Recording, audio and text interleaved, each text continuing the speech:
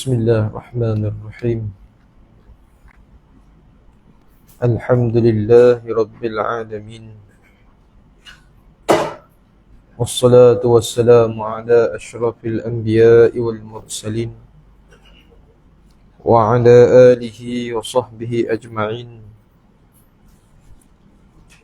Subhanaka la ilma lana illa ma 'allamtana innaka antal alimul hakim. Rabbi shrah li sadri wa yassir li amri wahlul 'uqdatam min lisani yafqahu qawli. Wala hawla wala quwwata illa billahil 'aliyyil 'azim. Wala hawla wala quwwata illa billahil 'aliyyil 'azim. Wala hawla wala quwwata illa billahil 'aliyyil 'azim.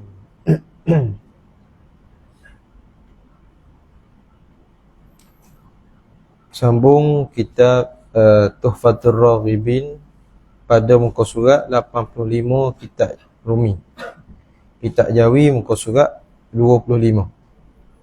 Tikah 60. Kawan tu 85. Dia baru 25. Iaitu 42 dosa besar. Yang kedua. Sambungan pada bulan lepas. Yang kedua. Kalau kitab Jawi, baris yang ke-6 daripada bawah ke atas. Qala al-musannifu rahimahullah, kedua, yakni kedua daripada 40 dosa besar. Bila sebut dosa besar ni, tidak hapus dosa melainkan dengan jalan taubat. Adapun dosa kecil, mengkafarahkan dosa kecil itu dengan wudu, dengan istighfar, dengan amal kebajikan. Al-hasanat yuzhibnas sayyiat. Kebajikan itu menghapuskan kejahatan. Itu dosa kecil. Adapun dosa besar di sini wajib kena dengan jalan taubat. Tidak ada jalan lain melainkan dengan jalan taubat. Baik. Kedua, membunuh orang dengan tiada sebenarnya. Bunuh dengan tidak sebenar. Bermakna bunuh yang tidak diharuskan oleh syarak. Bunuh yang pembunuhan yang dilakukan yang tidak dibenar oleh syarak. Adakah bunuh yang dibenar oleh syarak? Ada. Bunuh apa dia? Bunuh kafir harbi contoh. Itu wajib bunuh. Bila mana berperang, wajib kena bunuh. Apa dia? Kalau dia lawan, tak. Bunuh orang yang murtad, wajib bunuh. Bila sabit salah, itu panggil bunuh dengan sebenar. Ni dosa besar apabila membunuh orang dengan tiada sebenarnya. Yang ni pada hukum syarak tidak dibolehkan bunuh. Haram bunuh. Tiba-tiba dia membunuh orang tersebut. Dosa besar. Sama ada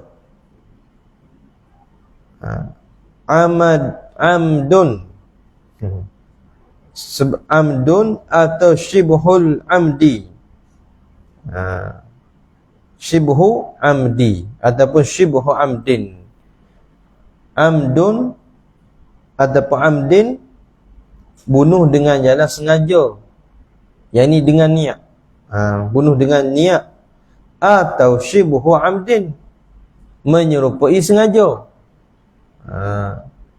Dia ada 3 jenis bunuh. Bunuh dengan sengaja, bunuh dengan menyerupai sengaja, satu lagi bunuh dengan tidak sengaja. Jadi hak dikenakan hukum dosa besar di sini ialah membunuh dengan jalan tidak sebenar. Dan pembunuhan berlaku tadi, yang pertama dengan jalan sengaja. Sengeleng bunuh. Mana kalau pistol kat sengeleng tembok depan tu, pom, tembok. Dia panggil bunuh dengan sengaja tu. Satu lagi dia panggil bunuh menyerupai sengaja. Mana orang pergi berburu, bawa senapang, dia tembok. Dia ingat ke benda dalam hutang. Orang pergi buru tu.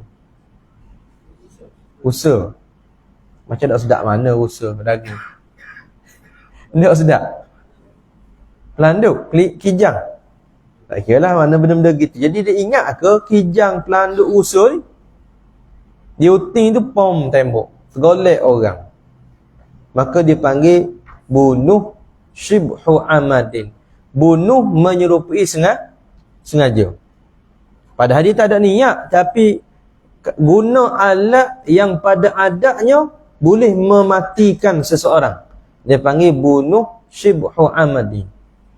Bunuh yang menyerupai sengaja. Bukan sengaja, tapi macam sengaja juga. Macam sengeleng di tembok. Ni dua ni dosa besar ni. Tak? Jatuh atas dosa besar. Sebab tu orang yang bunuh kena puasa kafarah. Pembunuh tadi puasa kafarah ada. Puasa kafarah 2 bulan turut-turut juga. Orang mana? Orang bunuh dengan jalan sengaja ataupun syibhu amadin tadi. Menyerupai sengaja. Yang ketiga tadi, bunuh dengan tidak sengaja. Yang ni pada adat kata tak mati pun. Tapi nak sabit mati. Contoh apa dia? Dia katok kawan tu dengan rating kayu. Mati tak? Rating kayu. Kena ada rating kayu. Rating kayu. Adat kata mati tak kalau dengan rating kayu? Tak. Luka pun tak barangkali. Tiba-tiba, pok, bing ngeboh. Sengaja tak? Dia panggil tidak sengaja. Tak sengaja. Betul tak bolpen. Pegang bolpen, pok atas dahi sekali, ping ngeboh. Mati. Dia panggil tidak bunuh dengan tidak sengaja. Tidak sengaja. Baik. Itu setengah daripada dosa besar.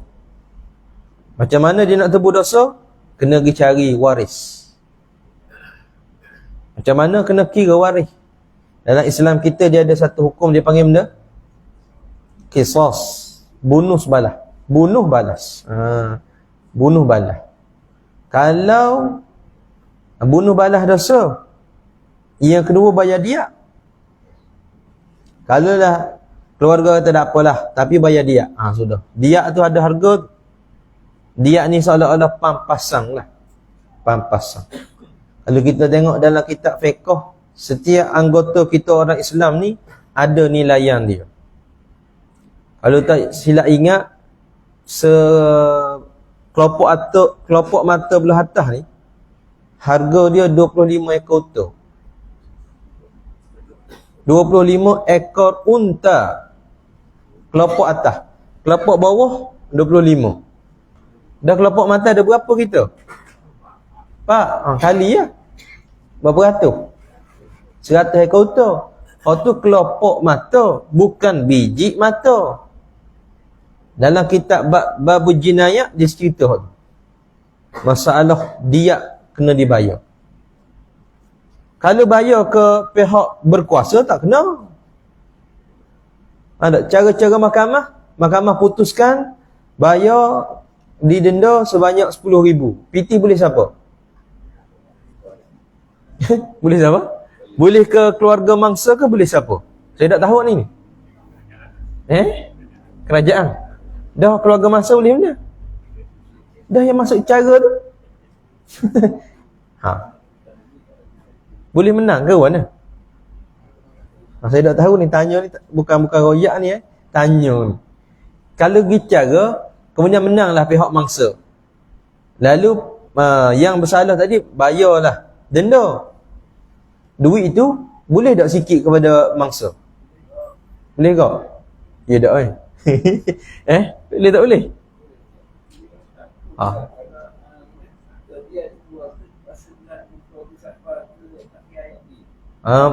Mangsa apa penjenayah ni lah.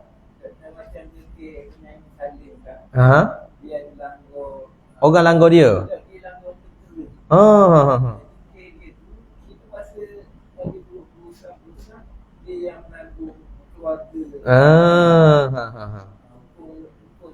Jatuh gitu. Dah tak apalah. Mungkinlah mahkamah, tak tahulah dia tu mahkamah sivil lah kan. Mahkamah sivil ni dia tidak ikut mahkamah syariah. Dia masalah diat ni berdasarkan mahkamah syariah. Jadi kalau ikut mahkamah syariah, dia kena bayar jumlah diat tu lah. Mungkin CV dia paling kepada menanggung nafkah keluarga. Belah-belah tangguh, saling pula mati. Lagu mana kiraan? Wallahu a'lam. Jadi dalam Islam kita bila sabit salah, kalau keluarga tu nak bunuh balas boleh. Dia panggil qisas. Ataupun ganti dengan dia. Pampasan. Banyak mana? Adalah ukuran kadar yang ditetapkan oleh hakim syar'i pada masa. Nak jelas, kena pergi tanya hakim, buat program kuliah one off, panggil undang-undang syariah macam mana ni, masalah bunuh begini. Baik, itu dosa besar lah tu. Tapi kalau keluarga maaf, lepas. Alhamdulillah. Aku keluarga tu payah juga ni. Dia di Amerika tu kan ada tak? Bunuh Islam. Sekali ayah dia maaf. Kosong-kosong tu. Payah nak maaf. Bunuh anak ni jangan main. Payah. Tapi ayah dia tu maaf lah. Dia tak apalah. Kosong-kosong. Kira halal lah. Redha lah dia tu. Dalam mahkamah. Tahulah takut kafir tu masuk Islam, tak tahu dengan sebab dia maaf. Baik. Kemudian ketiga, yang ni ketiga daripada 42 dosa besar, zina. Perbuatan zina. Zina merupakan dosa besar. Hal ni Tuhan sebut nyata tu.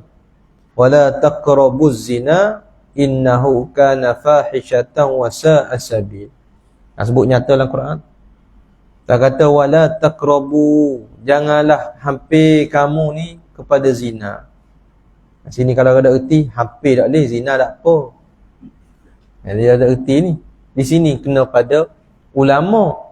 Nabi Tuhan kata wala taqrabuz zina. Janganlah kamu semua ini menghampiri akan zina. Jangan dekati zina. Tak kata tak jangan zina? Tak kata tak? Tak kata jangan hampiri zina. Tak larang tak zina? Sudah. Dalam ayat tu dia larang zina ke larang dekat? Tapi kaedah ulama fiqh dia kata mafhum aulawiyah. Yang apa panggil aulawiyah? Apa dia? Hampir zina tu haram. Kalau zina Koh haram, lebih lagi haram. Nanti panggil kaedah aulawiyah. Begitu juga bab sembahyang. Bab sembahyang. Sembahyang ni kalau tinggal dengan tidak sengaja, wajib tak qada? Nabi sebut siapa dia tertidur atau terlupa, bila dia jaga ataupun teringat, wajib dia sembahyang. Yang ni qada sembahyang. Itu tinggal dengan tak sengaja atau terlupa. Wajib kena qada. Kalau sengaja?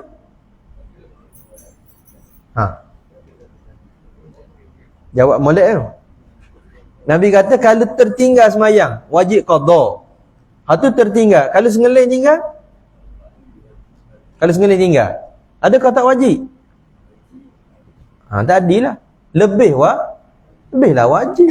Kalau tinggal tak sengaja tu wajib qada. Kalau sengaja tinggal, lebihlah wajib qada. Tapi kalau tak ngaji kaedah fiqh begitu, jahannam lah. Dia main buah hujah mana? Nabi tak sebut. Nabi tak suruh. Itu orang panggil tak ngaji kaedah. Duk pakai Quran hadis. Kan kita dapat kan Quran hadis ijma' qiyas. Istishab, sadu zara'i, qaulul ahli Madinah. Banyaklah kaedah fiqh tu. Macam mana kata dah Nabi tak sebut? Kalau gitu banyak tak boleh buat. Kali ke Nabi nak sebut habis ke? Tak. Baik. Itu dosa besar. Keempat, liwat. Dosa besar kot tu, liwat. Apa liwat? Yakni wati dubu. Baca wati. Wati dubu. Apa wati dubu? Yakni memasukkan hasyafah zakahnya ke dalam dubu. Kepala zakar dia ke dalam tubuh, maka dia panggil liwat.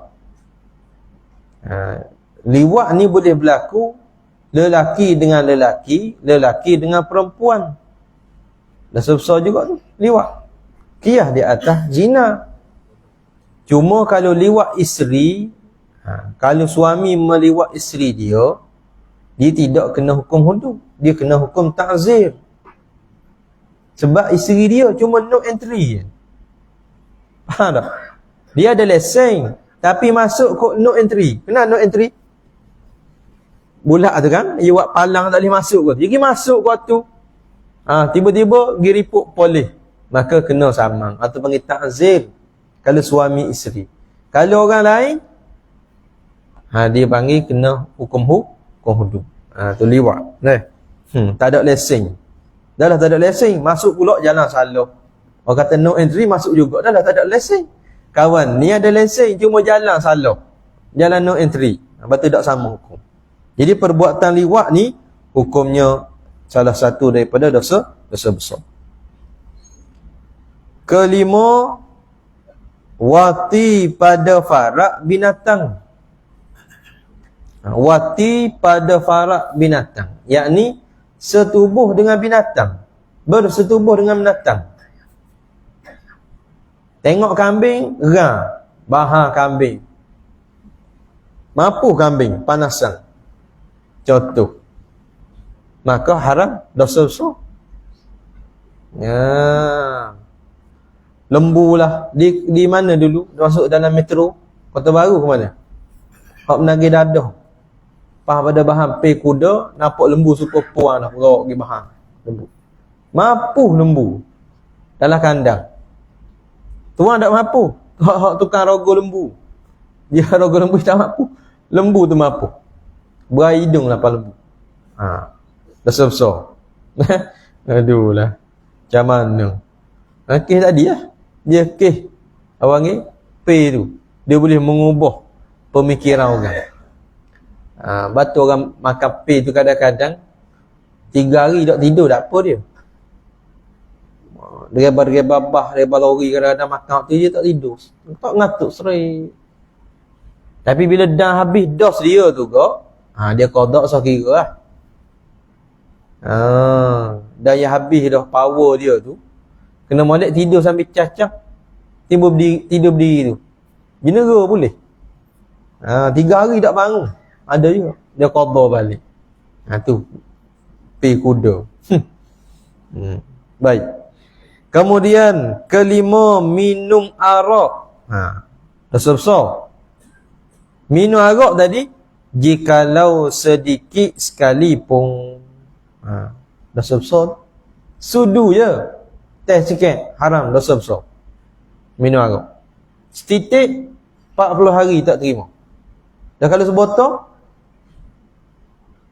setitik arak yang diminum oleh peminum arak 40 hari tak terima amal ibadat dia.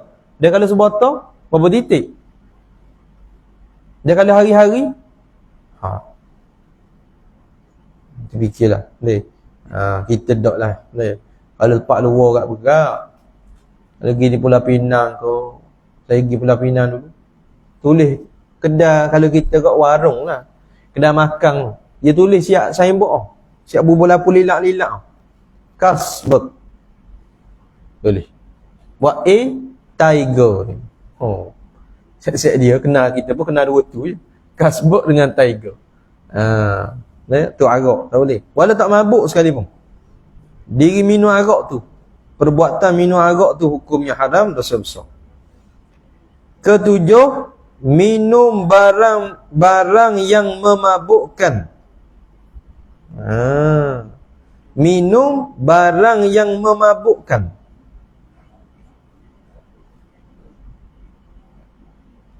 Benda apa mabuk? Mabuk sini sekira-kira yang banyak. Minum barang yang memabukkan yang banyak tu sekira-kira hasil mabuk. Haram juga. Mabuk ni kinayah kepada hilang akal. Makan benda banyak sehingga hilang akal, maka hukumnya haram, dosa besar. Dan jika ada ia barang tersebut lain daripada arak sekalipun, walaupun lain pada arak. Lain pada arak benda?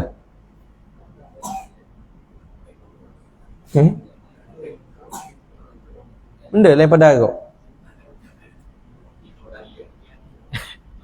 Todi ni arak juga ni. Mana arak tu, minuman tu panggil arak basah. Satu lagi panggil arak kering. Arak kering ni merujuk kepada P tu lah. P kuda, ecstasy, syabu. Itu dipanggil arak kering. Ada di satu pusat AADK, ada penceramah pergi. Ada seorang tu dia tanya Ustaz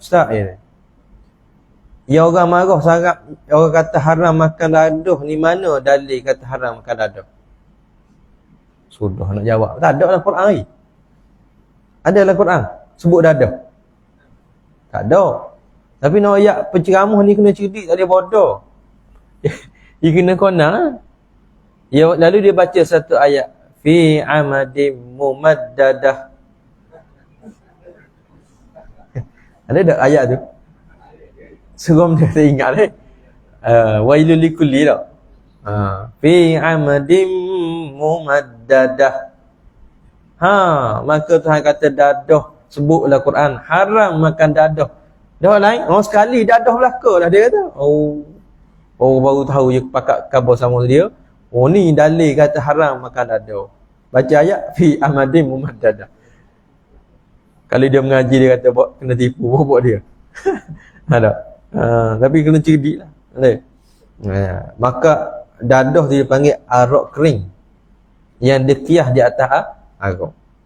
Tembakau. Kenapa tak tembakau? Sini panggil benda terbakar lah. Bukan terbakar api tu. Bakar lah. Dia hilang akal ke tak? Jawab molek. Awak isap rokok ada sini. Ada seorang isap rokok atas surau malam ni. Kalau bawah lagi tak tahu lah. Atas surau ni tak ada seorang isap rokok. Isap rokok ni, diisap ada tembakau kan dalam tembakau. Kemudian hilang akal tak dengan sebab isap?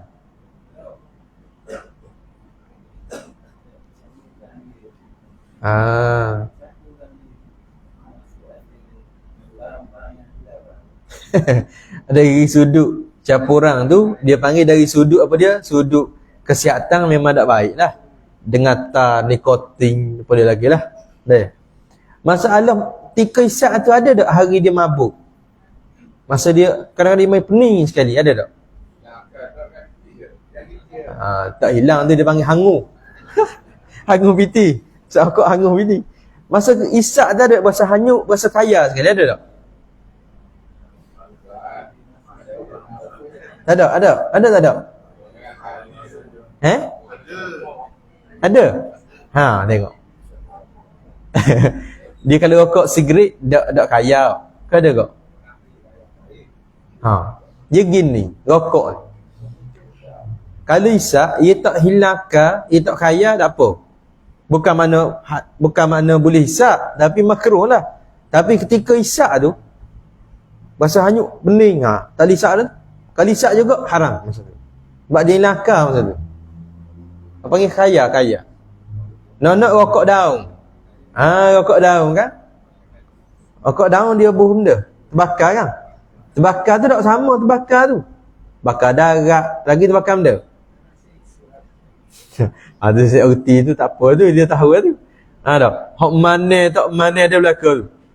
Tarik tak kena pahit. Sakit tekak. Tarik kan daripada tu, tarik kalau putus berasa mana?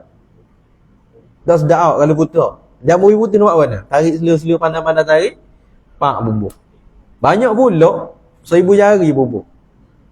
Kalau daun lebar atau kapur dua boleh lipat. Lepas tu isap. Betah pening masa tu haram tu isap. Kena tahu dulu tu. Kalau isap dah tu. Lepas tu gulung orang lain pula. Gulung orang lain. kecil sikit. Mana kecil sikit, tak sedap ambil lah pasal ibu jari. Lepas tu gulung hisap. Boleh? Boleh pergi. Tak apa, tak haram dah tu. Tu kaedah hisap rokok. Ada kaedah hisap rokok. Kena ajar juga pokok ni. Kalau tidak jatuh haram pokok ni hisap rokok. Jadi kalau kaya, tak boleh hisap. Siapa tak boleh hisap? Dia. Orang lain tak tahu. Atas orang tadi, individu yang tengah kaya hisap rokok tadi, hukumnya haram hisap rokok. Rokok tersebut, rokok lain teh dulu. Ada? Baik. Kalau di TikTok tu nampak ada orang jual tembakau emas. Tembakau emas. Kuning terbakar dia. Bukan hak hitam macam ada ni. Daun dia kuning. Dia panggil tembakau emas. Tengok comel je. Tengok. Bukan hisap, tengok. Jadi siapa berkenan boleh pergi carilah. Baik. Itu makna hilang akal juga. Hukumnya haram, dosa. Apa saja yang perbuatan dia makan ke minum, perkara yang boleh menyebabkan hilang akal, jatuh di atas dosa besar. Sebab wajib fardu ain kita kena jaga akal. Kerana akal ini termasuk dalam kulliyat yang 6. Yang wajib kita kena jaga.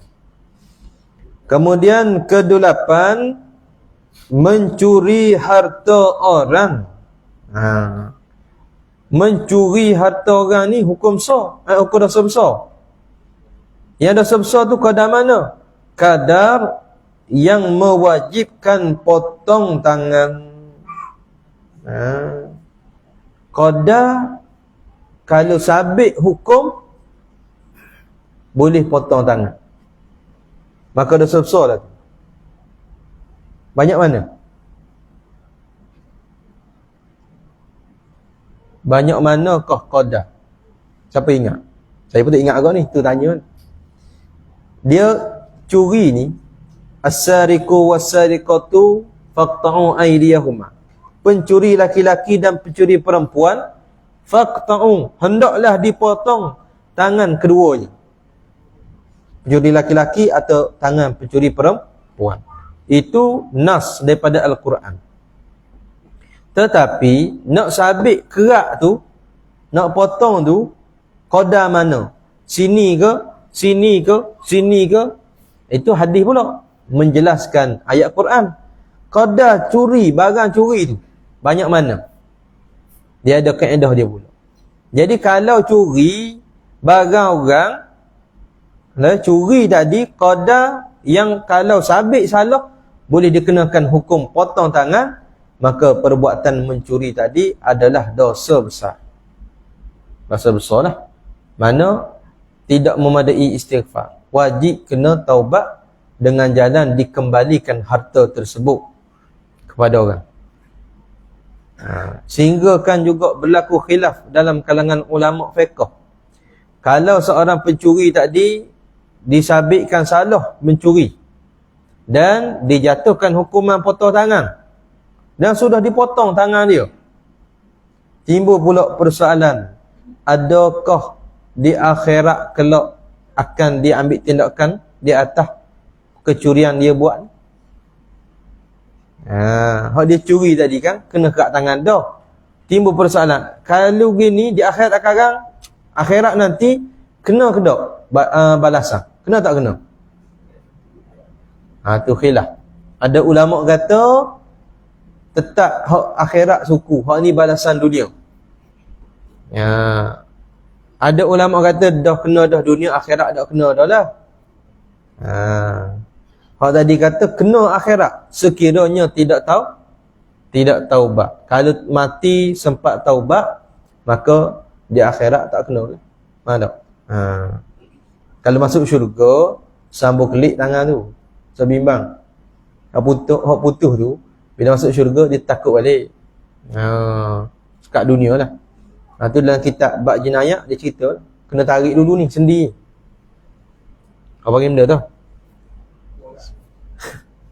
Kena tarik ni, kena apa ni? Renggang, kena renggangkan sendi.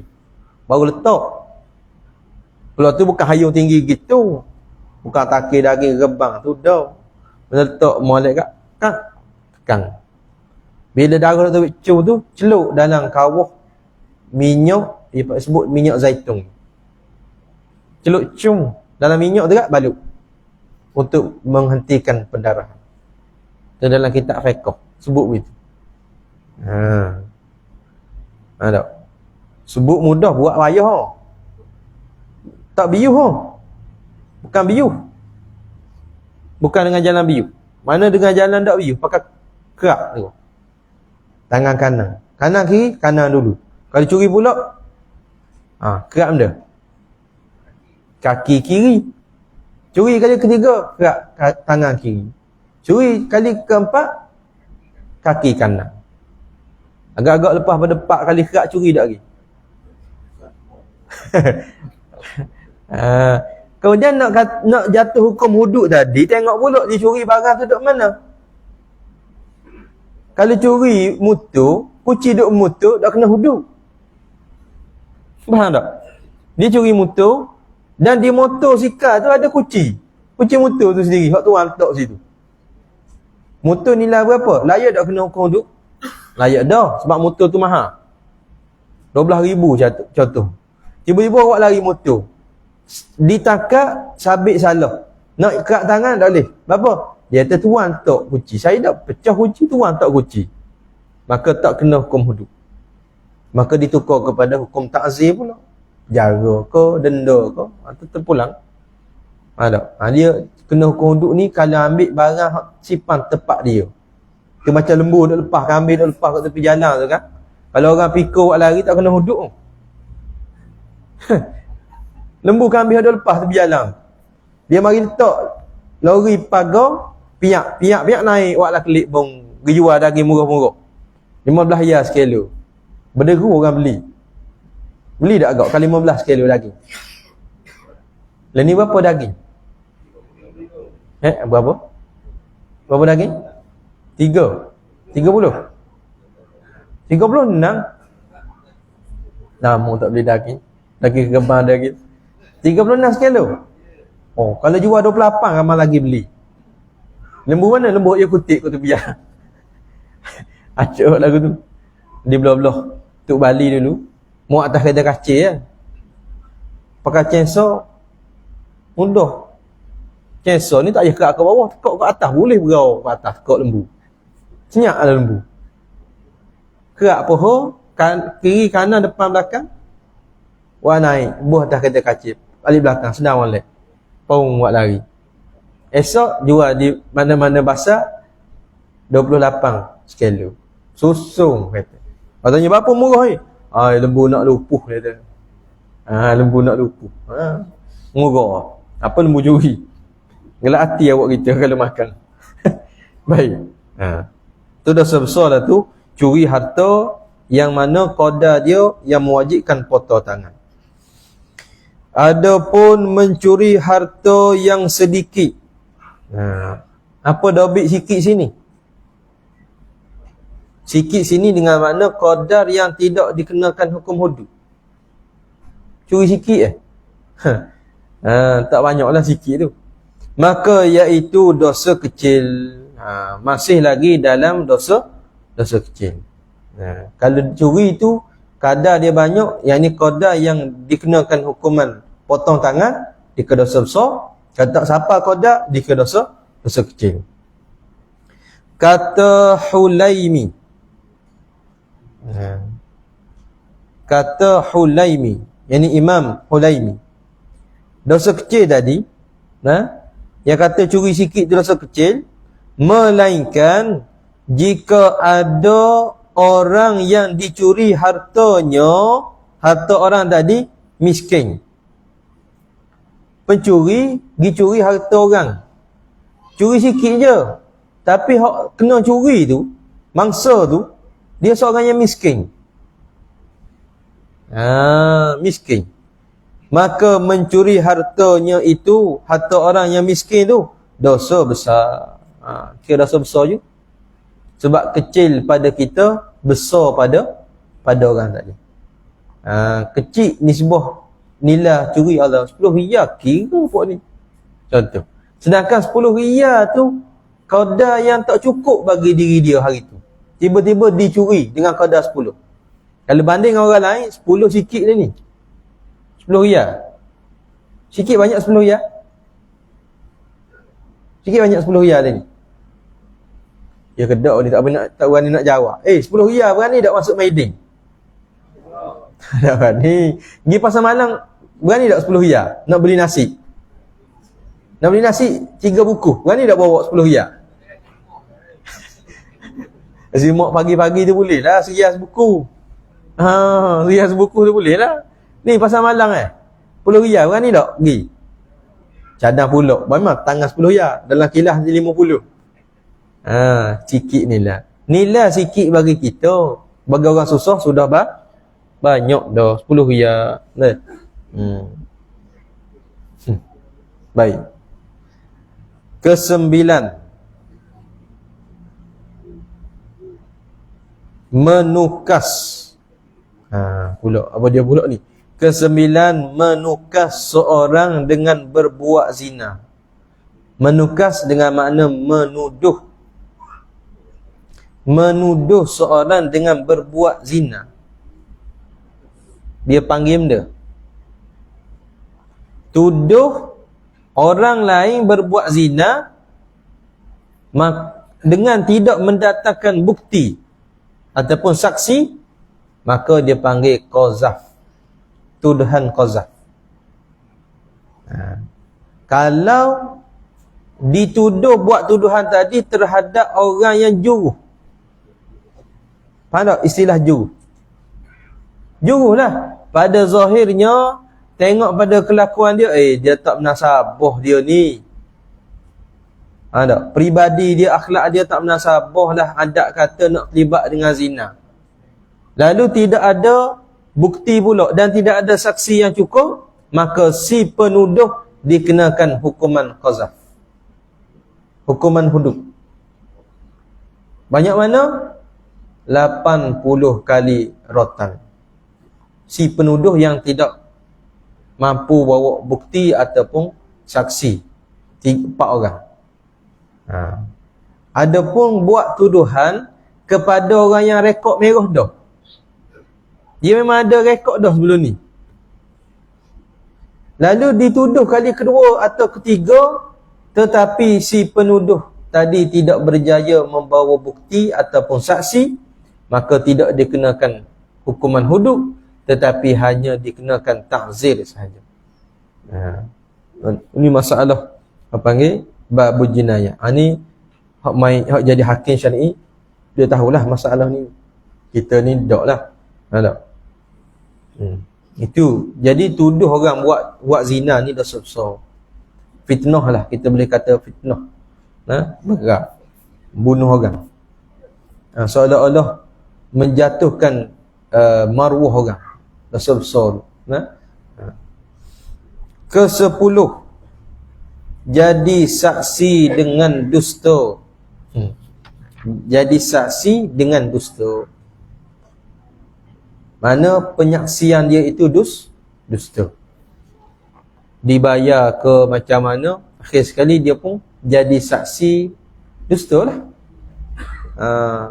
Reka satu kes, maka jadi cari saksi 3-4 orang, suruh mengaku kata, ya saya nampak, ya begini.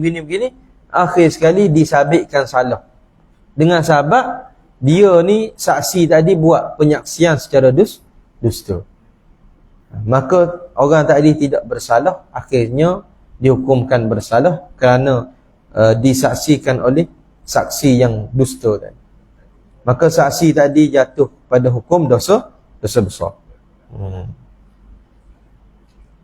Batu saksi ni banyak syarat, bukan mudah jadi saksi. Faham tak? Saksi ni dia kena adil syahadah.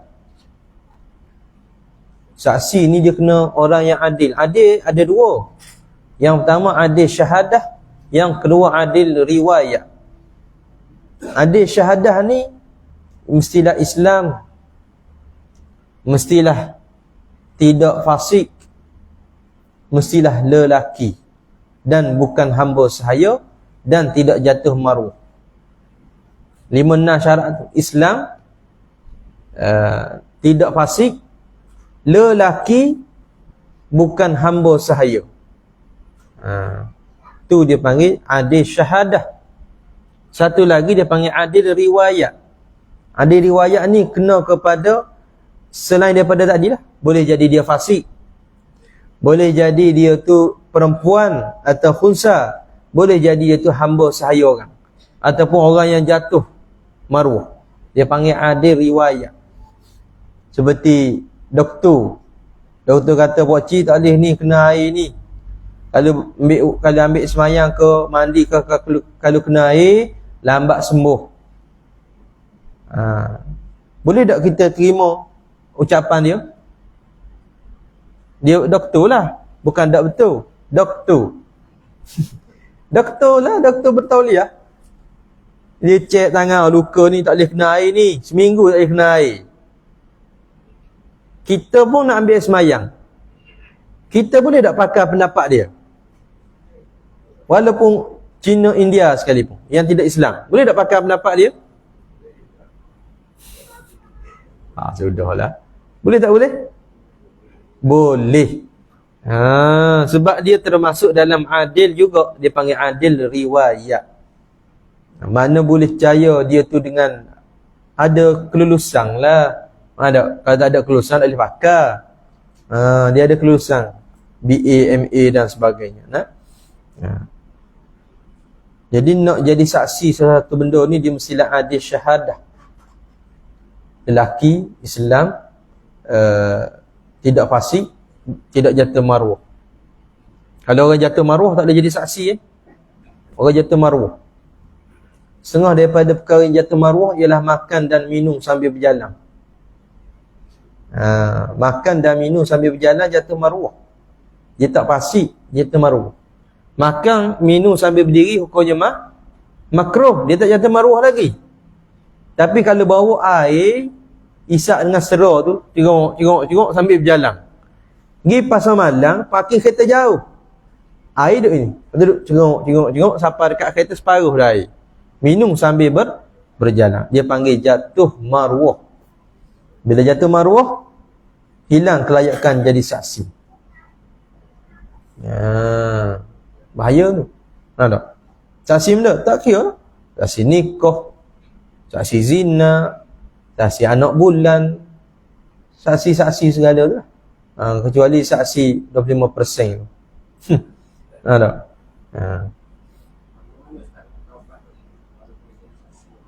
Orang yang lucu kelayakan jadi saksi dengan sebab jatuh maruah ataupun fasik, untuk dia mendapat kelayakan balik menjadi saksi ialah dengan dia bertaubat selama setahun.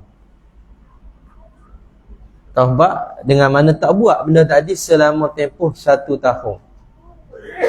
1 Muharram ni berarti 1 Muharram depan baru layak balik. Baru boleh dia ambil balik jadi saksi. Saksi benda? Tak ada saksi yang berkehendak pada saksi lah.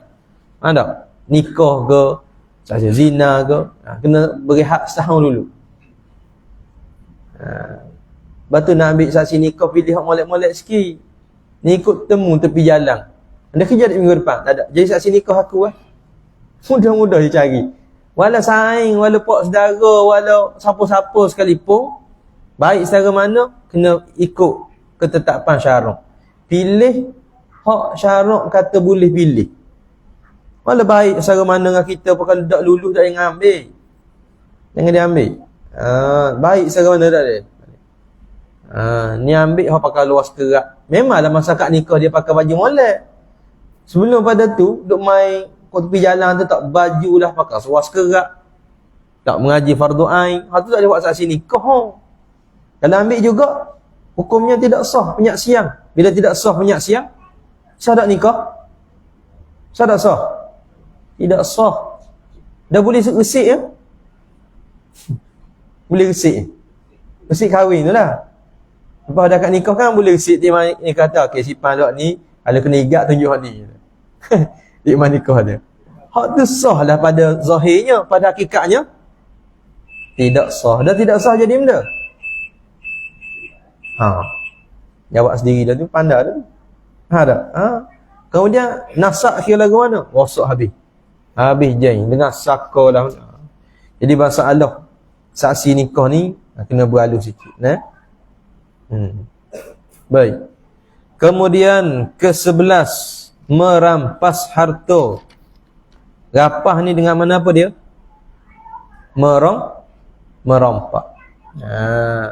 Dosa besar juga tu. Ropok. Ropok ni kalau kena hukum hudud macam mana? Kalau curi potong tangan, kalau ropok ropok silang. Potong tangan kanan, potong kaki kiri. Serentak, serut hari tuluk. Apa beza curi dengan ropok? Curi dan rompak, apa beza? Curi ambil harta orang tanpa pengetahuan tuan dia. Kalau ropok ambil depan-depan tu. Letak pisau ke, letak bedil ke, pistol ke, ada. Mesti bagi. Macam Piramli duk jual tu bukan ropok, dia jual buah gigi. Ada. Doremi tu kan. Mesti beli. Daripada Kongo, dia cerita. Rupanya nak jual buah gigi ya. Masuk pula rumah polis. Berambak kawan tu. Itu bukan ropok, walaupun pakai macam ropok. Tapi dia tak pergi jual. Lepas tu. Ya.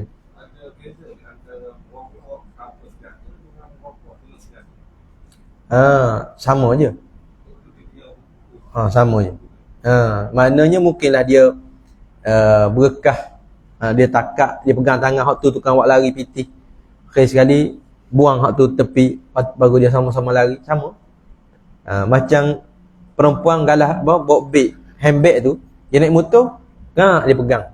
Buat lari. Tu merampok juga. Ada tu. Bukan. Itu istilah panggil Melayu kita. Merompok bersenjata. Perompakan bersenjata. Itu senjata. Jadi dari sudut syarak ni, rapah atau merompok ini merujuk kepada ambil secara berhadapan. Maka kalau sabit salah, dikenakan hudud potong secara silang. Tangan kanan, kaki kiri. Sembuh tu pergi ropok pula. Tangan kiri, kaki kanan. Apa benda tu nak ropok juga tak tahulah. Ada kalau lagu tu Wallahualam. Kalau main kena silang lagu tu, ropok lagi. Setan ini pada ada barangkali begitu. Baik. Sebab apa dosa besar tadi? Kerana sabda Nabi sallallahu alaihi wasallam, man iqtata'a shibran. Asalnya man iqtata'a. Bila wasal man iqtata'a shibran minal ardi zulman tawaqahu Allahu iyyahu yaumal qiyamati min sab'i ardina. Ni hadis ni. Man iqtata'a shibran minal ardi zulman tawaqqahu Allahu iyyahu yaumal qiyamati min sab'i ardina. Artinya, arti sabda Nabi, barang siapa mengambil sejengkal berapa inci? Mana sejengkal? Cuba tunjuk macam mana sejengkal? Dengar. Macam mana sejengkal? Berapa inci? Sejengkal gini ke gini? Ni ke ni? Jengkal. Jengkal kira ni ibu jari ke keliking, sejengkal. Ukuran jengkal dia begitu. Tu sejengkal. Baik. Nabi kata barang siapa mengambil sejengkal qadar dia daripada bumi milik orang, ambil sejengkal je, tanah orang. Ambil tadi dengan aniaya, yakni secara zalim. Rapah tanah ni. Nescaya digalang-galangkan Allah Ta'ala. Apa digalang? Yakni dihimpit. Menghimpit. Tu galang. Digalang-galang. Yakni menghimpit oleh Allah Ta'ala. Bumi itu, bumi yang diambil sedekah tadi, akan orang yang curi, orang yang rapah sedekah tadi, bila? Pada hari kiamat. Daripada 7 petala bumi. Mana sedekah tebal dia 7 petala bumi. Sedekah dia ambil tanah. Ni tanah ni jaga ni. Tanah kadang-kadang tanah, sedekah tak boleh ambil orang. Alih batu. Setengahnya alih batu. Batu benda panggil sini. Batu tara. Selagi panggil batu perenggang. Jadi alih tu. Kadang ada alih. Ambil hak orang. Sedekah, Nabi kata, kira 7 lapis. Banyak mana? Selapis ke selapis tu tebal mana? Maka akan ditindih, dihimpit ke atas orang yang ambil. Bak tanah jangan. Kadang-kadang hukum molek dah. Serong sampai rumah kawan tu nyabik ke dia. Ni nak minta halal aku kan. Kena molek mati dengan tidak dihalal kat Allah. Nak mengucap dah boleh mati. Riwayat Muslim. Maka dikiaskan atas merampas bumi, merampas harta orang, harta yang lain daripada bumi. Maka dikiaskan atas merampas bumi, merampas harta yang lain daripada bumi. Kiaslah. Kalau bumi pun kena tindih begitu rapah tanah, maka rapah harta orang, ropok harta orang, ambil harta orang pun begitu juga. Itu nak ayat balasan hukuman Allah Ta'ala terhadap mereka yang mengambil harta orang tanpa izin dan secara paksa. Baik. Kemudian ke-12, lari daripada saf peperangan. Ni masalah kau ni. Lari daripada saf peperangan. Dosa besar tapi dengan syarat dia. Ada syarat-syarat sehinggakan dia jatuh dosa besar. Kalau tak kena syarat tak apa. Orang perang dia lari.